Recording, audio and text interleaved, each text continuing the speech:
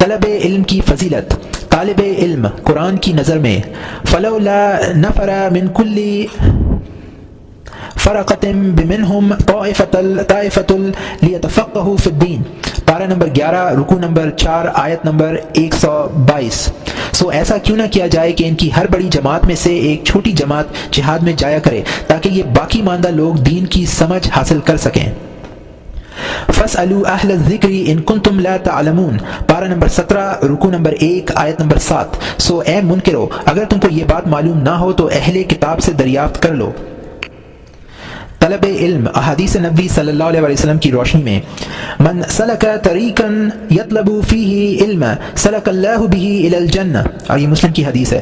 جو شخص طلب علم کے لیے سفر کرے اللہ اسے جنت کی راہ پر گامزن کرتا ہے. ان الملائکۃ لا تدح اجنحنها لطالب العلم رضا بما یصنع، یہ احمد ابن حبان اور حاکم کی حدیث ہے. فرشتے طالب علم کے کام طلب علم سے خوش ہو کر اپنے پر بچھاتے ہیں. لا تغدو فتعلم بابا من العلم حتى من ان تصلي 100 رکعت. ابن عبد البر ابن ماجہ کی حدیث ہے. تو جا کر علم کا کوئی باب سیکھے تو یہ 100 رکعت نماز پڑھنے سے بہتر ہے. باب من العلم ينعله الرجل خیر له من الدنيا وما فيها. ابن حبان ابن عبد البر اور طبرانی کی حدیث ہے. آدمی کے لیے علم کا کوئی باب سیکھنا اس کے حق میں دنیا و ما فيها سے بہتر ہے. اطلب العلم ولو بالصین. ابن عدی اور بحقی کی حدیث ہے. علم حاصل کرو اگرچہ چین میں ہو، یعنی اگرچہ بہت دور ہو. طلب العلم فریضۃ علی کل مسلم.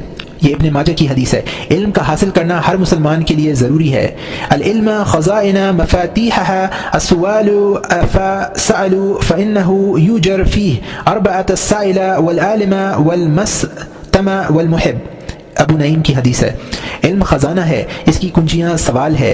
علم کے متعلق پوچھتے رہا کرو، اس لیے کہ ایک سوال کرنے سے 4 آدمیوں کو ثواب ملتا ہے، سائل کو، عالم کو، سننے والے کو، اور جو ان سے محبت رکھتا ہو. لا ينبغي للجاهل ان بسكت على جهله ولو للعالم ان بسكت على علمه. طبرانی ابن مردویہ ابن سنی اور ابو نعیم کی حدیث ہے. جاہل کے لیے مناسب نہیں کہ وہ اپنے جہل کے باوجود خاموش رہے، اور نہ عالم کے لیے مناسب ہے کہ وہ اپنے علم کے باوجود چپ رہے. حضور مجلس عالم افضل من صلاة 1000 رکعة وعبادة 1000 مريض وشهود 1000 جنازة. فقيل يا رسول الله ومن قراءة القرآن؟ قال وهل ينفع القرآن إلا بالعلم. موضوعات لابن الجوزی. ایک عالم کی مجلس میں حاضری 1000 رکعت نماز پڑھنے سے، 1000 مریضوں کی عیادت کرنے سے، اور 1000 جنازوں میں شرکت کرنے سے بہتر ہے. صحابہ رضی اللہ تعالی عنہم نے عرض کیا یا رسول اللہ، کیا قرآن پاک کی تلاوت سے بھی افضل ہے؟ آپ نے فرمایا کیا قرآن بغیر علم کے مفید ہے؟ من جاءه الموت وهو يطلب العلم ليحيى به الاسلام فبينه وبين الانبياء في الجنه درجه واحده. یہ دارمی اور ابن سنی کی حدیث ہے. جس شخص کو اس حالت میں موت آ جائے کہ وہ اسلام کو زندہ رکھنے کے لیے علم حاصل کر رہا ہو تو جنت میں اس کے اور انبیاء کے درمیان صرف 1 درجے کا فرق ہوگا.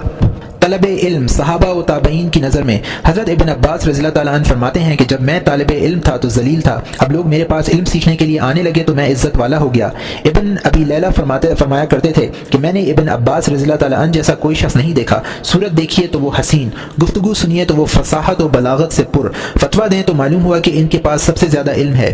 عبداللہ ابن مبارک رحمۃ اللہ علیہ ارشاد فرماتے ہیں کہ مجھے اس شخص پر حیرت ہوتی ہے جو علم حاصل نہ کرے، آخر اس کا نفس اسے نیک کام کی طرف کس طرح بلاتا ہے. بعض دانشور کہتے ہیں کہ ہمیں 2 شخصوں پر زیادہ افسوس ہوتا ہے، ایک اس شخص پر جو علم حاصل کرتا ہے مگر اس کی اہمیت سے واقف نہیں، دوسرا وہ شخص جو علم کی اہمیت سے واقف ہے مگر علم حاصل نہیں کرتا. حضرت ابو درداء رضی اللہ تعالیٰ عنہ فرماتے ہیں کہ تمام رات کی عبادت سے بہتر یہ ہے کہ میں ایک مسئلہ سیکھ لوں. انہی کا قول ہے کہ بھلائی میں صرف طالب علم اور عالم شریک ہیں، باقی لوگ ذلیل و خوار ہیں کہ انہیں خیر میسر نہیں. آپ ہی کی ایک نصیحت یہ ہے کہ عالم، طالب علم یا سامع میں سے کوئی منصب اختیار کر لو لو، ان کے علاوہ کچھ نہ بنو ورنہ تباہ ہو جاؤ گے۔ عطا رحمۃ اللہ علیہ کا ارشاد ہے کہ علم کی ایک مجلس لہو و لعب کی 70 مجلسوں کا کفارہ ہوتی ہے۔ حضرت عمر رضی اللہ تعالیٰ عنہ ارشاد فرماتے ہیں کہ 1000 شب بیدار روزہ دار عبادت گزاروں کی موت اتنی افسوسناک نہیں ہوتی جتنی کہ ایک عالم کی موت جو حلال و حرام کے الہی احکام کا ماہر ہو۔ امام شافعی رحمۃ اللہ علیہ فرماتے ہیں کہ علم حاصل کرنا نفل نمازوں سے افضل ہے۔ ابن عبد الحکم فرماتے ہیں کہ میں امام مالک رحمۃ اللہ علیہ کی مجلس درس میں شریک تھا کہ ظہر کا وقت ہوا، میں نے نماز کے لیے کتاب بند کی تو امام مالک رحمۃ اللہ علیہ نے فرمایا کہ اے لڑکے، جس کام کے لیے تو اٹھا ہے وہ اس سے زیادہ بہتر نہیں ہے جس میں مشغول ہے، بشرط یہ کہ نیت درست ہو۔ حضرت ابو الدرداء رضی اللہ تعالیٰ عنہ فرماتے ہیں کہ جس شخص کی رائے یہ ہو کہ علم جہاد سے افضل نہیں ہے، وہ صاحب الرائے اور صاحب عقل نہیں ہو سکتا۔